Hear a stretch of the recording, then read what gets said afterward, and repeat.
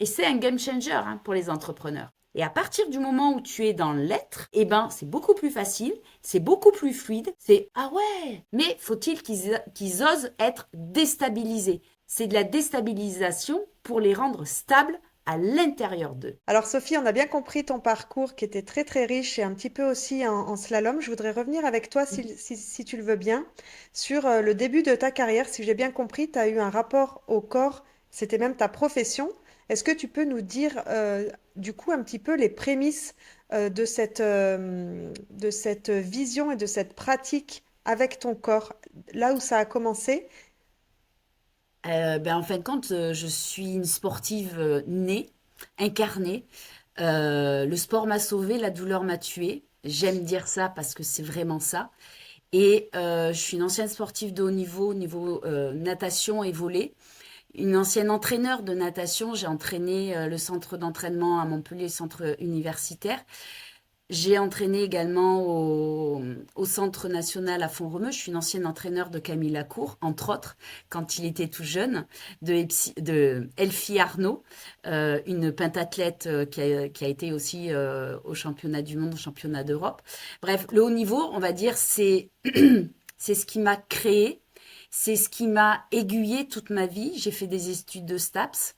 Et j'ai toujours baigné dans le sport. J'enseigne depuis l'âge de 15 ans différentes activités.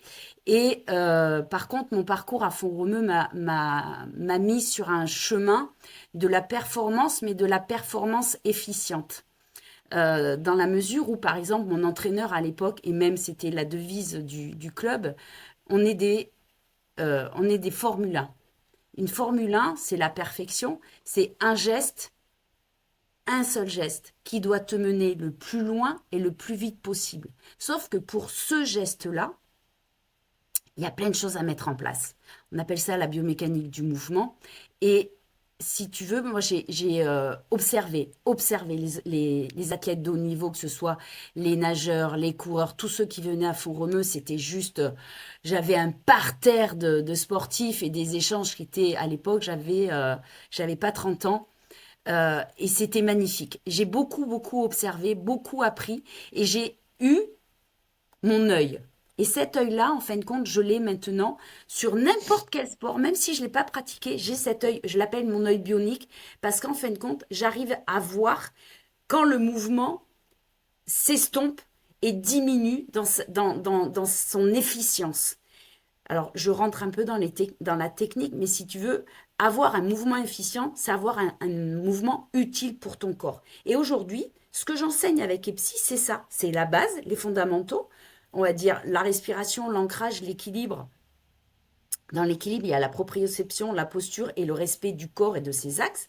Une fois que tu as ces 5 bases, ton corps, il est en sécurité, il est rassuré, il est stable. Cette stabilité va t'amener un mouvement quel qu'il soit, dans la sécurité, donc dans le zéro douleur. Une douleur, c'est un signe que ton corps n'est pas sur le bon chemin. C'est une limite. Sauf que tout le monde veut le transgresser parce qu'on nous a appris que les courbatures, c'était bon, la douleur, c'était bon. Non, tu te construis dans la douleur, donc tu vas faire un mouvement douloureux. Par contre, si tu reviens en arrière et que tu dis, OK, là, j'ai fait quoi? J'ai mal posé mon pied, je ne me suis pas redressé quand je l'ai posé. Enfin, bref, il y a plein de petits tips comme ça qui font que tout seul, toute seule, tu peux te corriger. Enfin, moi, c'est comme ça que j'enseigne. Je veux que les gens aient des repères pour se corriger seuls et devenir autonomes à la pratique du mouvement, quel qu'il soit. Est-ce que tu sais ce que tu dis, ça me fait penser à deux choses. Du coup, je vais faire deux remarques. La première, c'est les entraîneurs sportifs de haut niveau, je crois, hein, mais tu m'arrêtes si je me trompe. Et du coup, je fais le parallèle avec l'entrepreneuriat ou le fait de se spécialiser, de vraiment affûter sa méthode de travail ou son expertise. Par exemple, un tennisman, pour pouvoir jouer bien, on va découper en micro-mouvements le Son geste. mouvement en entier et il va s'entraîner sur ce micro-mouvement vraiment beaucoup. Est-ce que toi, tu partages cet avis-là? Alors, moi, je vais plus loin parce que si tu veux, ce micro-mouvement, on va dire ce geste, il est réalisé par un corps dans sa globalité. Et moi, je vais corriger le corps dans sa globalité pour économiser ce geste qui est déjà bien. Parce que techniquement, un sportif de haut niveau, il a le bon geste. La seule chose, c'est que les séquences avant le premier pas, la position du corps, le machin, le truc, il y a des choses à renforcer pour que ce geste, il soit dans sa globalité optimisé. Et c'est le corps dans sa globalité qui va optimiser. Je te donne un exemple. Il y a quelques années, j'ai eu un tennisman, on va rester sur le tennis, qui était 15-4. Cette personne voulait passer 15-3. Je n'ai jamais fait de tennis avec lui. Par contre, j'ai travaillé la séquence-ci, l'ancrage, l'équilibre, le déséquilibre, le machin, le truc, la stabilité. Le mec, en un an, il est passé 15-3. Et un golfeur, j'ai eu la même chose. Un golfeur qui était, je sais plus combien, son objectif c'était 10. Et ben, on se voyait une fois par semaine. Moi, je prends pas les gens plus, je veux pas les assister. En une fois par semaine, le mec, il est passé en moins d'un an à 10. J'ai jamais pratiqué de golf. Mais si tu veux, même à vide, je peux te dire, ça va pas. Ton lever de golf, par exemple, oui, mais regarde tes pieds, ils sont instables. Comment veux-tu avoir un geste optimal si tes pieds sont instables, ils sont pas ancrés? Le corps, c'est une globalité. Un geste, c'est un atout spécifique. Si tu as ton corps qui est instable dans sa globalité, tu ne peux pas avoir un geste optimal. Et après, dans le geste, tu as des séquences. Voilà. Tout ça pour rentrer dans la spécificité. Mais un chef d'entreprise, c'est pareil. On a des connaissances. Moi, j'ai plein de connaissances. Je suis enseignant d'activité physique adaptée, je suis micronutritionniste, je suis fasciathérapeute, je suis posturologue et maître nageur. Donc, j'ai plein de compétences. Et toutes ces compétences, je les ai réunies pour en sortir que la quintessence de l'être. Juste le truc le plus précieux, et je dis la chose la plus précieuse de notre corps, on ne sait pas où elle est placée. Et moi, je vais te le dire, c'est notre sacrum. C'est une sacrée pièce. Si on prend conscience de son sacrum, de sa posture, de sa position, de son équilibre, eh bien, on a gagné déjà une grande partie de son équilibre et de son être. Parce que le sacrum, le plateau sacré, c'est la base de la construction de la personnalité. Ouais, c'est hyper intéressant parce que tu vois, je pense que dans notre audience, il y a beaucoup de personnes qui sont à leur compte et qui sont entrepreneurs, mais je pense qu'on est tous, moi je fais du trail par exemple, mais on est tous assez sportifs. Et il y en a pas Mm. mal qui font des Irox, des Ironman, du triathlon, etc. Et c'est vrai qu'au-delà de la musculation ou l'entraînement ou la préparation, le fractionné, etc., bah, du coup, de pouvoir revoir l'homme ou la femme dans sa globalité, Mm. ça paraît vraiment, vraiment important et c'est vrai que c'est ça que toi tu mets bien en lumière. Oui. Justement, j'entendais que tu disais, tu parlais de micronutrition. Mm. Dans ton approche de l'inflammation et peut-être à partir de ton parcours personnel, mais c'est toi qui vois jusqu'où tu veux nous en parler. Le rapport entre inflammation et du coup, je vois le gros rapport entre sacrum et feu intérieur aussi, du point de vue énergétique, mais ça n'est que mon point de vue. Mais du coup, au niveau inflammatoire, qu'est-ce que tu as remarqué, toi, au niveau de l'alimentation, qui pouvait participer à une approche holistique justement de l'individu? Alors, si tu veux, déjà, moi, le fait d'avoir fait ce jeûne-là, j'ai pris conscience de pas mal de choses. Pourtant, je fais de la micronutrition et je suis initiée à l'alimentation. J'avais déjà, depuis pas mal d'années, enlevé pas mal d'aliments de par le syndrome du côlon irritable aussi. Mais là, je me suis rendu compte que je n'ai pas repris le café. Je Ah, buvais du café. Je l'ai pas repris. Mon corps, il me dit merci tous les jours. Le fromage, je ne l'ai pas encore repris. J'ai l'impression que ça va le faire, mais parcimonie. J'étais une grande mangeuse de fromage, même si c'était du fromage de brebis. J'adore les protéines animales, la viande, le poisson, etc. Maintenant, j'en mange 2 fois par semaine. J'en mangeais pas tous les jours, mais le fait de manger plus de légumineuses, plus de céréales, etc. Et le truc que peut-être il y a très peu de gens qui sont au courant, mais moi, ça m'a surpris. Je pensais ne pas être constipée. Et bon, la personne qui nous suivait, c'est pratiqueur, naturopathe, micronutritionniste. Le mec, il est ostéopathe, aromathérapeute, acupuncteur. Enfin bref, j'ai jamais vu quelqu'un avec autant de compétences. On lui disait un mot, il est pire que moi. Il nous disait, un jour, je lui dis, Christian, stop, je t'ai juste demandé le petit rappel là, dans ma tête, c'était pas ordonné. Voilà, Et la constipation, c'est, par exemple, 3 repas, 3 caca. Si on fait un caca par jour, on est constipé. Et la constipation, c'est une accumulation de déchets et c'est déjà la constipation qui favorise l'inflammation. Depuis que je suis rentrée, je n'ai plus de constipation. Ça me fait bizarre même de dire ah mince, mais je fais caca 3 fois par jour, quoi. Je fais 3 repas, je vais aux toilettes 3 fois par jour. Alors oui, c'est par les pipi caca, mais c'est tellement important l'élimination des déchets que c'est la non-élimination de ces déchets qui fait que l'inflammation se répand dans tout le corps. Donc quand on dit qu'il faut boire 1,5 litre par jour, c'est pas des conneries. Même s'il y a 1,5 litre de salive qui est apportée dans notre organisme tous les jours, ça fait 3 litres. Mais c'est juste le minimum. Donc tout ça, c'est des petites choses à mettre en place qui nous permettent de comprendre que l'élimination, ben, on est notre propre inflammation en fin de compte. C'est tout ce qu'on met à l'intérieur de notre corps. Et ben si c'est pas bon, on fait comment? Et ben c'est de la pourriture. Et la pourriture, c'est quoi? C'est de l'inflammation. C'est de l'intoxication. Et je parle pas d'alcool, je parle pas de cigarettes ou quoi que ce soit, même pas. Non, c'est juste dans l'alimentation. Après, le reste, ça devient du poison. C'est autre chose. Ah bah merci pour ces précisions. C'est vrai que la constipation et la rétention, comme on est dans une culture où bah, on est quand même, enfin pour avoir un peu voyagé, c'est vrai qu'on n'ose pas aller aux toilettes quand on n'est pas chez soi. Il y a quand même toute une intimité toxique finalement hein, qui est mise autour de ça. Oui, et en parlant d'intimité toxique, c'est comme les gens qui se retiennent d'aller aux toilettes. Ne vous étonnez pas si pour plus tard vous avez des fuites urinaires. Parce que votre vessie, elle appuie sur votre périnée. Le périnée, c'est un amortisseur. Il ne faut pas qu'il soit tout le temps verrouillé, sinon plus tard il aura plus ses fonctions d'amortisseur d'organes. Plus tard ça va faire des descentes d'organes, ça fait des hernies hiatales, ça fait des hernies inguinales, etc. etc. Et la respiration c'est la base, mais c'est vraiment la base, parce que quand on a un dysfonctionnement de la respiration naturelle fondamentale de naissance, il y a des conséquences. La première des conséquences, c'est la douleur. Parce que les synergies musculaires ne sont pas déclenchées correctement ou ne sont pas engagées correctement pour que le corps fonctionne naturellement. Moi, je prône pour le naturel.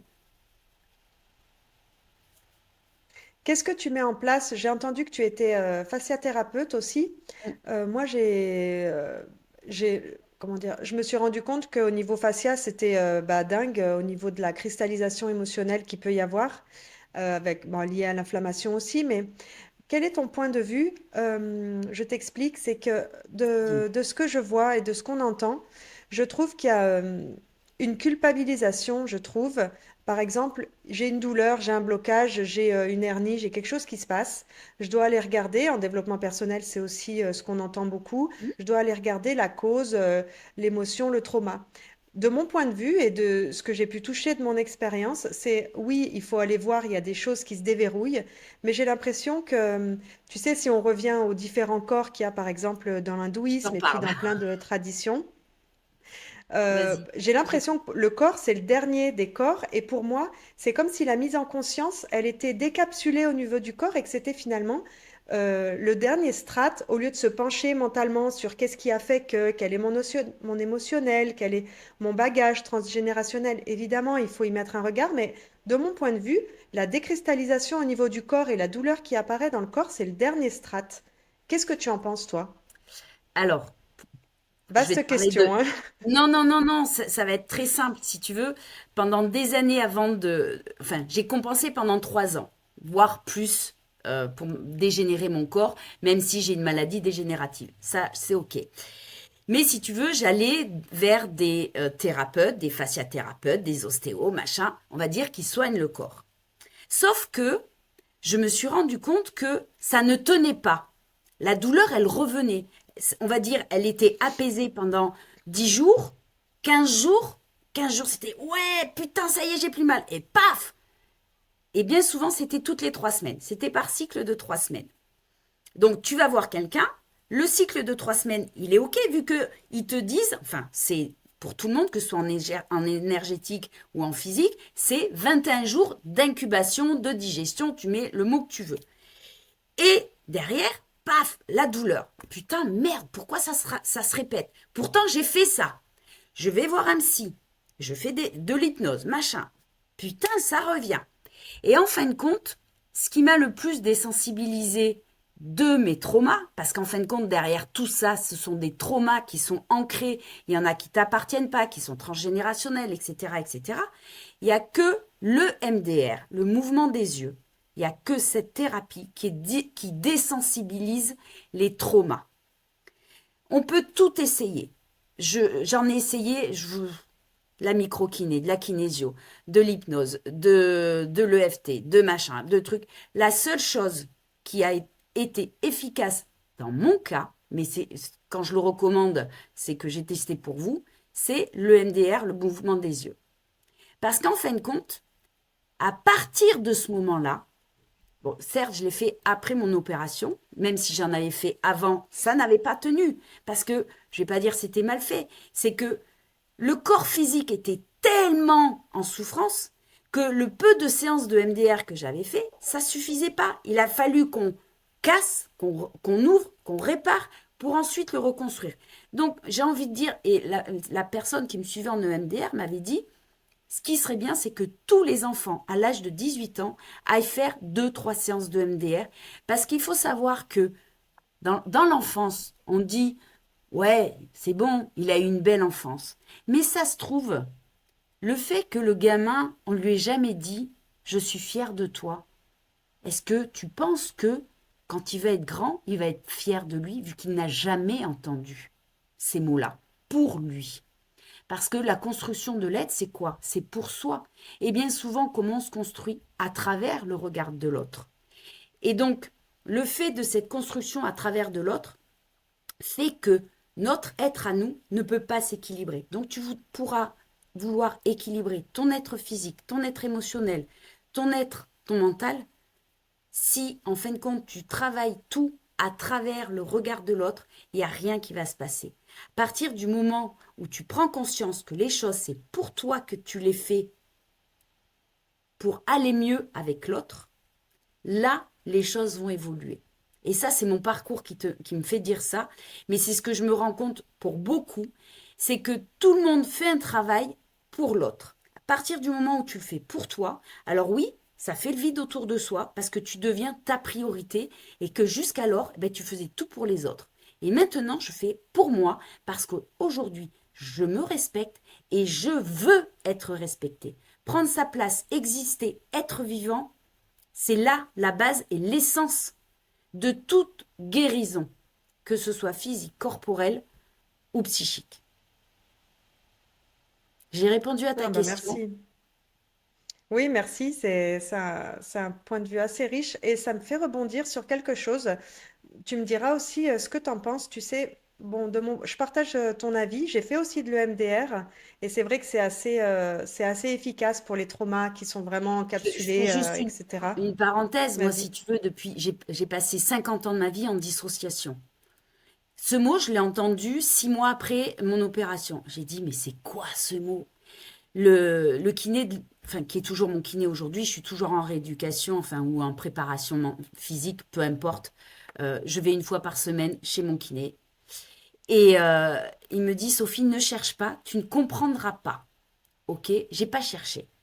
Et pour me rééduquer, vu que j'ai cette tour Eiffel, j'ai L5S5 qui m'ont laissé libre, ils m'ont juste raclé. Et j'ai voulu apprendre à monter à cheval parce que suite à cette opération, la peur de l'animal est partie.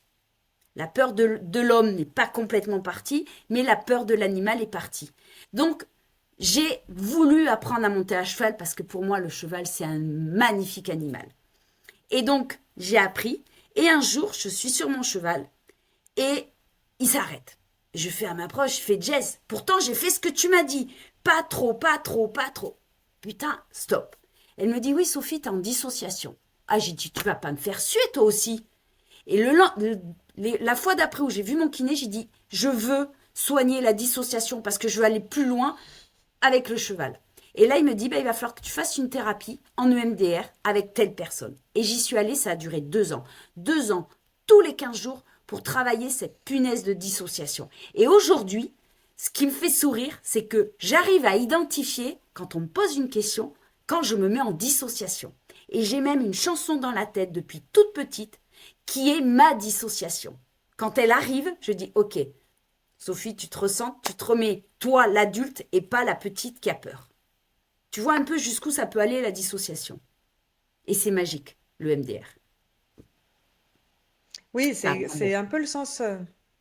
c'est un peu le sens de ma remarque, c'est-à-dire que de mon point de vue, on rencontre au fur et à mesure de notre chemin les différentes personnes. À chaque fois, ça déverrouille un truc. On va voir tel thérapeute, un ostéo, un énergéticien, Mm, mm, etc. Et finalement, c'est comme si ça nous faisait passer des steps en fait de tout à mise en fait. conscience. Et c'est là où je voulais t'amener. Alors, on n'est pas du tout obligé de parler de l'intimité. Néanmoins, Mm, je pense que c'est quelque chose qui concerne beaucoup de gens.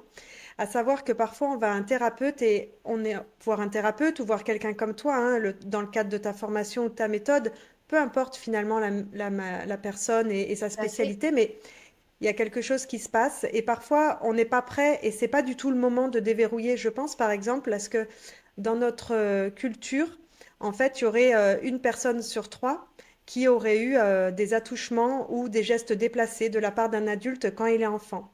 Et il y a beaucoup, beaucoup de personnes qui ont été complètement dissociées et surtout qui ont fait une amnésie. Et j'entends bon nombre de témoignages d'adultes qui recouvrent la mémoire, mais une fois adulte et parfois à 50, 60, 70 ans, des choses vraiment troublantes, des choses qui étaient vraiment complètement inconscientes. Et du coup, comme si chaque thérapeute était là pour enlever une couche d'oignon, enlever un voile. Et du coup, ma question, c'était, toi, j'imagine que dans le cours de ta pratique, vu que tu viens travailler sur le corps et l'émotionnel, comment ça se passe quand tu te retrouves avec des personnes qui peut-être en sont à dévoiler un gros trauma? Comment tu prends ça en charge, toi? Est-ce que ça t'arrive? Alors, tout ce que tu viens de décrire, c'est mon histoire. Je suis une Ah, enfant qui a été violée par son père, je le dis ouvertement aujourd'hui. J'ai fait une amnésie salvatrice qui a duré plus de 20 ans et tout est remonté quand on m'a annoncé que j'attendais une fille. Et derrière, tout un parcours à me construire pour être une bonne mère, même si j'ai donné le maximum et que mes enfants, j'ai eu 3 enfants, il n'y a que mon garçon qui me parle, mes filles ne me parlent pas, mais après c'est de la manipulation de la part de l'homme, peu importe. Mais si tu veux, toute mon histoire destructrice, ma reconstruction, donc jusqu'à 50 ans, j'ai vécu des choses et on va dire, elles m'ont nourri. Pendant longtemps, c'est pour ça que je t'ai dit, j'ai vécu avec. Aujourd'hui, j'ai appris à vivre à côté. Et si tu veux, j'ai un don de l'univers dont je me sers. Je suis clairvoyante, je suis clairaudiente, je vois les choses. Et euh, j'apprends dans le regard de l'autre la crainte, la peur, la détresse. Et si tu veux, j'ai les mots pour rassurer. C'est pour ça que je tiens aussi ce discours. C'est que, par exemple, quand tu fais du sport et que tu dis aux gens contracte, moi je hurle, je dis arrêtez de me dire ce mot. Vous ne connaissez pas l'histoire de la personne qui est en face de vous. Pourquoi? Parce que quand on dit contracte à quelqu'un qui a subi de la violence corporelle intime ou quoi que ce soit, elle verrouille pour avancer. J'ai passé toute ma vie à verrouiller. Donc le périnée, le machin. J'ai eu 10 opérations entre le nombril et le périnée. Donc pour te dire, toute la rééducation, toute cette histoire chez moi, elle est chargée. Je suis encore en train de travailler mes cicatrices, mes cicatrices, mais les vraies cicatrices d'un point de vue kiné. Bref, donc si tu veux, tout ça fait que les mots sont très importants. Et effectivement, je te rejoins quand tu dis que chaque thérapeute enlève des pelures. Et moi, j'essaye d'être la personne, thérapeute, chaman, on met le mot qu'on veut, mais j'essaye d'être la personne la plus authentique et simple et d'être le miroir de l'autre, mais pas de me suradapter. Non, c'est que je vois les choses et comme par hasard, j'attire bien souvent ce genre de personnes qui voient que j'ai une histoire et qui me confient mais presque dès la première séance. Toi, Sophie, tu peux me comprendre et je n'ai pas raconté mon histoire. Toi, tu peux me comprendre. C'est des mots que j'entends en permanence. J'ai une cliente, elle a 83 ans. La première fois qu'elle a dit qu'elle a été abusée, elle a 82 ans et elle me le dit à moi. Et elle a vu des thérapeutes, des psychologues, machin. Pourquoi? J'en sais rien. Parce que peut-être, et c'est ce qu'on me dit aujourd'hui, et je suis fière quand on me dit ça, Sophie, tu es douce. Tu nous amènes une sécurité, mais tellement douce, qu'on a l'impression que tu nous caresses pour nous apprivoiser, pour nous rassurer. Comme, voilà. Je sais pas, c'est comme ça. Je vais dire c'est inné, c'est pas inné. C'est mon histoire qui m'a fait devenir qui je suis aujourd'hui. Mais aujourd'hui, je chéris tous les gens qui font appel à moi. Et c'est pour ça que je veux mettre cette méthode en ligne. Parce que j'ai envie que les gens soient bien entourés. Mais pas parce que les autres sont incapables, pas du tout. C'est que pour moi, il y a un respect de l'être qui aujourd'hui n'est pas respecté. On n'est pas respecté en tant qu'être humain. On est des humains. Le nombre de gens qui nous hurlent dessus, qui nous klaxonnent parce qu'on va pas assez vite. Mais oh, c'est bon, on va tous entre quatre planches. Mais laissez-moi vivre comme j'ai envie de vivre. Eh ben, écoute, merci beaucoup pour toutes ces précisions et pour la confiance que tu me fais de pouvoir déposer ces mots dans cet espace. Dans le cadre de ta pratique justement corporelle et de tes accompagnements, j'imagine que tu dois être confronté aussi à beaucoup d'entrepreneurs qui sont la tête dans le guidon et qui sont vraiment dans le faire, faire, faire parce que il y a plein de cases à cocher et surtout qu'il y a un moment donné quand on s'est mis des objectifs de performance et d'ascension et de réussite, du coup on pose des actions les unes après les autres. Comment tu fais, toi, avec ce genre de profil qui, pour le coup, est un petit peu distancé de toutes ces pratiques et ces connaissances? Alors moi j'adore ce genre de profil parce que c'est des gens qui sont dans le faire et je les ramène à leur être. Donc je les bouscule parce que je leur dis, tu sais, si tu avais appris à être pour avoir et faire, ben, tu ne serais pas dans le faire. Ton être, il est où là? Il est où ton être? Dis-moi, elle est où ta confiance? Elle est où ton estime? T'es que dans le faire. Donc tu as tout étouffé. Est-ce que tu veux qu'on reparte à zéro et qu'on tu es pour faire, pour être, pour avoir, pardon.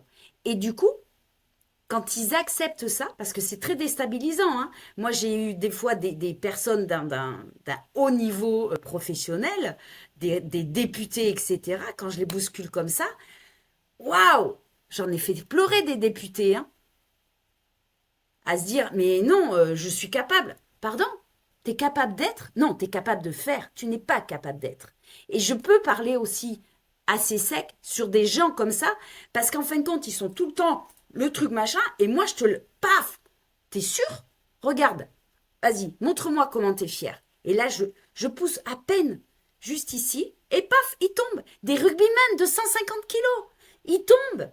Je leur dis, tu vois, t'es pas, t'es dans le fer. Ta posture, elle est où? Ta fierté, elle est où? Ben moi je suis. Non, tu n'es rien. Et le fait de déconstruire ça, ça les interpelle. Et je peux dire que très rapidement, ils se mettent dans leur être. La séance d'après me dit, Sophie, regarde, je l'ai travaillé. Regarde, vas-y, pousse-moi. Et je pousse. Il y a des fois ça fonctionne, des fois ça fonctionne pas. Il y a d'autres choses après qui rentrent en jeu, comme le tonus musculaire au niveau de la mâchoire. Enfin bref, je ne vais pas rentrer dans les détails. Mais être, pour moi, c'est la base. Et ils se rendent compte qu'à partir du moment où ils existent dans leur être profond, eh ben, ils deviennent performants dans leur entreprise parce que faire, c'est bien plus facile. Parce que faire, c'est quoi? C'est je lutte contre moi-même, contre mon inconscient. Et mon inconscient, il est plus fort que mon conscient parce que c'est lui qui va nous diriger. Il nous dirige à 95% de notre être. Donc imaginez-vous, le conscient c'est 5%, faire c'est 5%. Donc vas-y, lutte contre ton copain là, que tu veux pas comprendre. Et à partir du moment où tu es dans l'être, eh ben c'est beaucoup plus facile, c'est beaucoup plus fluide, c'est ah ouais, d'accord, ok, bon ben on va continuer. Voilà. Et c'est un game changer pour les entrepreneurs. Mais faut-il qu'ils osent être déstabilisés? Alors, ce n'est pas de la déstabilisation grandiose. C'est de la déstabilisation pour les rendre stables à l'intérieur d'eux. Parce que dès qu'il y a un coup dur, eh ben, ils tombent. Tandis que dès que tu comprends qui tu es, et si tu es pour exister, un coup dur, tu vas l'enjamber, tu vas le détourner, mais tu l'affrontes plus. Ok, tu es là, je t'accueille. Ok, je t'accueille. Attends, je te mets dans ma main droite, je vais mettre un peu d'amour, et puis on va voir comment ça va se passer. Voilà. Et puis ça se passe. Bon, je suis peut-être un peu perchée quand je dis ça, mais c'est mon cœur qui parle. Ça a l'air hyper efficace. Merci beaucoup, Sophie. Avec grand plaisir. Merci à Je toi. mets... J'ai adoré. Merci, c'est un plaisir partagé. Je mettrai en commentaire de l'épisode ton site internet et les liens vers tes réseaux sociaux pour qu'on puisse te retrouver si on veut te Merci. contacter. Merci beaucoup. Si tu as aimé cet épisode, tu peux laisser 5 étoiles sur Apple Podcast ou Spotify. Et bien sûr, partage-le à quelqu'un qui pourrait en avoir besoin. Tu peux me taguer et laisser un commentaire. J'adore avoir ton feedback. Ça m'aide à grandir et à proposer des épisodes qui te ressemblent. Belle journée!